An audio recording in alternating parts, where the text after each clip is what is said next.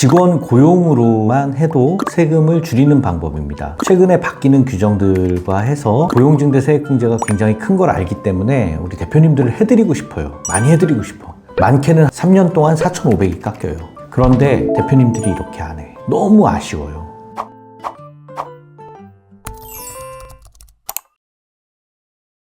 안녕하십니까. 여러분, 최인용 세무사입니다. 대표님들을 위한 오늘 강의는요, 직원 고용으로만 해도 세금을 줄이는 방법입니다. 요거 많은 분들이 아마 들어보셨을 건데 최근에 바뀌는 규정들과 해서 한번 말씀을 드리도록 하겠습니다. 왜냐하면요, 고용증대 세액공제가 굉장히 큰 걸 알기 때문에 우리 대표님들을 해드리고 싶어요. 많이 해드리고 싶어. 많게는 한 1,500만 원까지 세금이 깎입니다. 3년 동안 4,500이 깎여요. 그런데 대표님들이 이렇게 안 해. 너무 아쉬워요. 그래서 제가 대표님들을 위해서 특별히 직원 고용으로 절세하는 방법에 대해서 설명을 드리도록 하겠습니다. 여러분, 인건비를 어떻게 대표님들이 처리를 하시나요?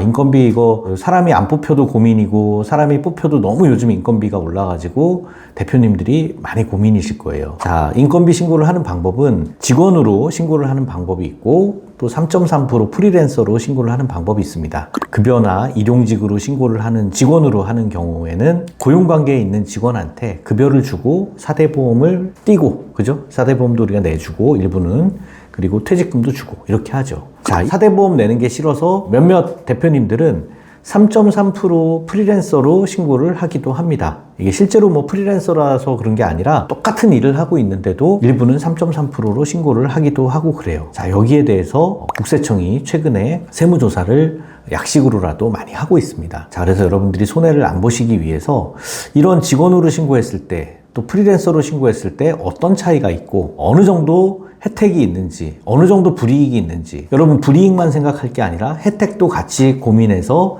얼마나 이익이 있는지를 한번 보도록 하겠습니다. 자, 보시면 정규 직원하고 사업소득자의 차이는 3가지가 있는데 4대 보험을 얼마를 부담할 거냐, 부담률에 대해서는 어떻게 되느냐, 또 퇴직금은 줘야 되느냐 말아야 되느냐, 이 차이입니다. 자, 보시면 급여신고자는요, 근로자하고 회사가 4대 보험을 나눠서 내요. 그래서 직원은 한 9% 정도 조금 넘고요, 회사는 10%가 조금 넘습니다. 그래서 합해서 한 20% 정도를 4대 보험을 내줘야 돼요. 이게 또 굉장히 회사 입장에서는 부담이 될 수가 있죠. 그래서 사업소득이나 기타 소득으로 신고를 하면 회사에서는 3.3%만 띄고 원천징수를 하고 소득세를 종료를 시킵니다. 그리고 이 종업원은 나머지 96.7% 받은 그 금액에 대해서 사업소득으로 본인이 나중에 5월 달에 세금 신고를 해서 환급을 받기도 하고 일부는 더 내기도 하고 그래요. 금액이 적을수록 환급 나올 확률이 높고 5천, 6천 이상이 넘어가면 추가적으로 낼 확률이 높습니다. 자, 그래서 이 4대 보험을 누가 부담하느냐의 이 차이를 가지고 크게 차이가 있고요. 그런데 퇴직금 면에서 한번 생각을 해보면요, 정규직이나 사업소득으로 신고한 사람이나 퇴직금 달라고 하면 줘야 되는 경우가 많아요. 요거는 근로자성 판단이라고 하는 부분이 있습니다. 대법원 판례를 보면 근로자성 판단을 하면 같은 일을 하고 있는 사람끼리는 동일 임금을 받아야 되고요. 또 본인이 스스로 이 일에 대해서 계획을 짜가지고 하는 게 아니라면 대표의 지시를 받는 경우라면 근로자성이 있는 걸로 봐서 근로자와 똑같이 대우를 해줘야 됩니다. 즉 퇴직금을 줘야 된다는 얘기죠. 근로자성을 판단하는 게 보통 한 19가지 정도 판례가 있습니다. 이런 내용에 대해서 정규직으로 판단이 된다고 하면 퇴직금은 둘 다 줘야 돼요.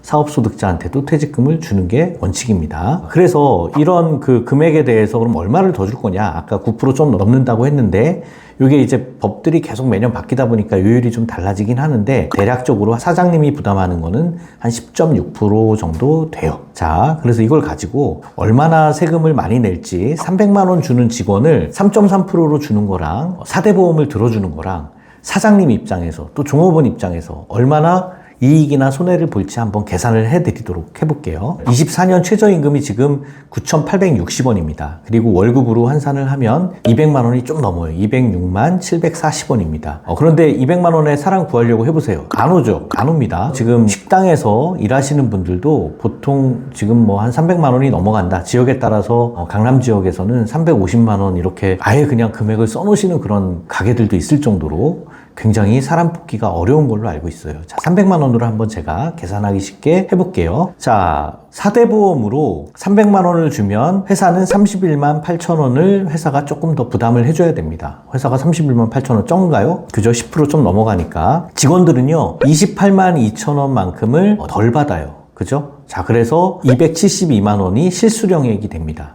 직원 입장에서는 300만 원 받는다고 했는데 왜 이렇게 적어? 이렇게 될 수가 있죠. 그래서 이 사업주가 부담하는 거는 300만 원이지만 332만 원으로 늘고 직원들이 느끼는 급여는 272만 원으로 줍니다. 요거는 두 가지 효과가 있는 거예요. 하나는 사업주가 더 내는 금액이 있고, 요거는 1년으로 환산을 하면 약 한 380만 원 정도 되죠. 종업원이 덜 받는 부분도 있는 겁니다. 요 두 가지가 합해져서 요 정도 금액을 이제 그 대표님들은 더 내셔야 되는 거예요. 1년에 약 400만 원 정도 더 낸다. 손해입니까? 아닙니까? 손해본다고 생각하기 때문에 대표님들이 3.3%로 신고를 많이 하죠. 자, 그런데 요걸 보면 손해가 아니라는 걸 알고 있어요. 뭐냐면 2023년부터 실행이 되고 있는 통합세액공제라는 내용입니다. 이게요, 2023년 이전에는 세액공제가 너무 복잡했어요. 고용징대 세액공제, 사회보험료 세액공제, 경력단절, 여성 세액공제, 정규직, 육아휴직 해가지고 이 5개를 따로 다 계산을 했어야 됐어요. 세무사님들이 굉장히 부담이 많고 또 3월이나 5월이나 이렇게 법인세, 소득세 신고기간 한정된 기간 내에 이걸 다 계산을 해야 되기 때문에 너무 어려웠죠. 자, 그래서 이거를 조금 더 간단하게 혜택을 많이 주기 위해서 통합고용증대 세액공제로 한꺼번에 가자. 그리고 정규직이나 육아휴직에 대해서는 추가적으로 조금 더 해주는 추가세액공제로 가자. 이렇게 된 겁니다. 자, 그래서 통합고용증대 세액공제로 보면요, 이 금액이 굉장히 커요, 여러분. 보시면 수도권 중소기업 같은 경우에는 상시근로자 한 명 뽑을 때마다 850만 원, 수도권을 벗어난 지방은 950만 원 정도 세액공제를 해줍니다. 근데 여기에 청년이나 정규직 60세 이상 경력 단절 여성을 뽑으면 1,450만 원 매년 해줘요. 몇 년간? 3년간. 지방에서는 1,550만 원. 이거 따져보면요, 한 4,500 되는 거예요. 그죠? 서울에서도 상시근로자, 일반직 근로자만 해도 약 1,000만 원으로 생각하면 3,000만 원 가까운 금액이 세금을 그냥 바로 깎아주는 겁니다. 이거는 우리 법인의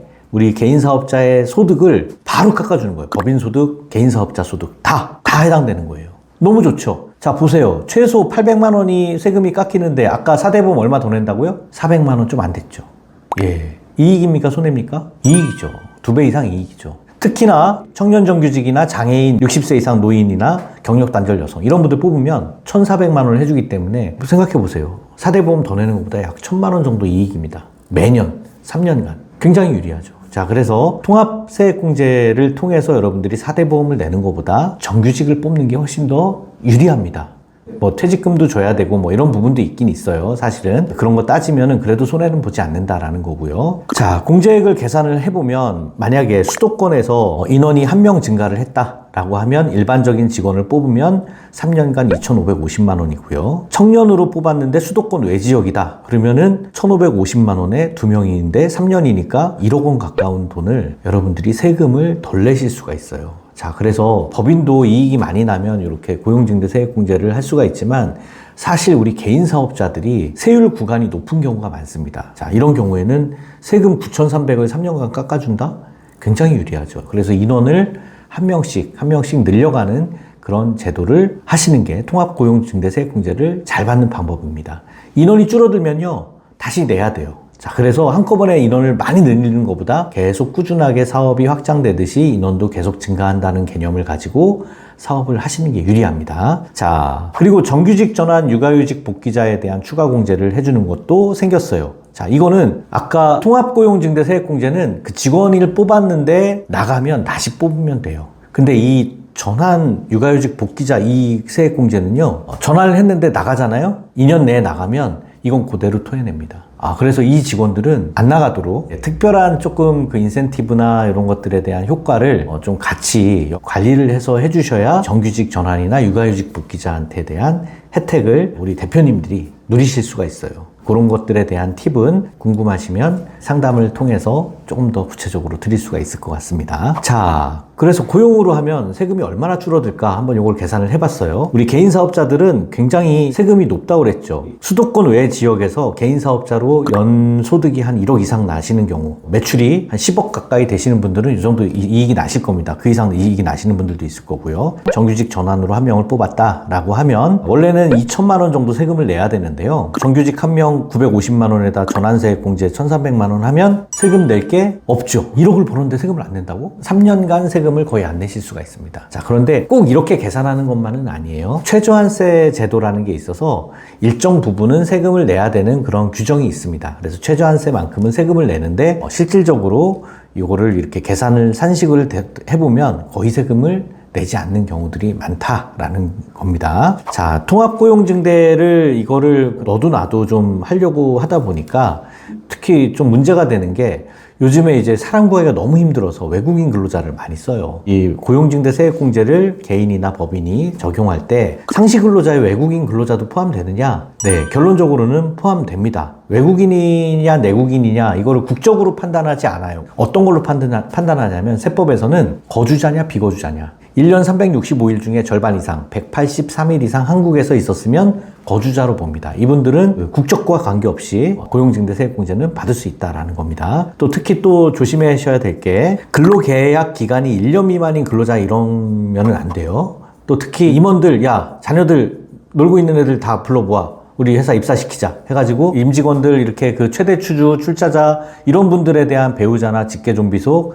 이런 분들을 직원으로 넣으면은 여기에 대해서는 세액공제를 해주지 않습니다. 자, 그래서 함부로 인원들 늘리지 말라는 얘기고요. 자, 이 가짜로 신고하는 것도 안 된다는 얘기가 녹색줄로 제가 강조를 좀 했습니다. 자, 고용증대 세액공제에서 주의할 사항이 이런 경우에요. 해당 직원이 나가거나 특히 청년을 뽑았는데 지금 청년에 대한 기준이 지금은 34세입니다. 34세인데 요 이제 질문 Q&A가 나올 때는 29세였었어요. 그래서 청년으로 34세 미만을 뽑았는데 이게 넘어간 거야. 34세를 딱 뽑았더니 뭐 어떻게 돼요? 그 다음에는 청년이 아니기 때문에 청년 정규직 근로자는 안 되는 거예요. 그 다음에는 3년간 받으려고 했는데 자, 그래서 기왕 뽑으실 거면 조금 더 젊은 친구들로 뽑으시는 게 우리 대표님들을 위해서는 좀 낫지 않을까 생각을 합니다. 이런 것들에 대한 거를 그냥 나이로 판단을 해야 되니까. 자, 그래서 이런 내용들이 통합고용증대와 관련해서 자주 물어보는 내용입니다. 대표님도 한번 비교해 보세요. 내가 400만 원 우리 4대 보험을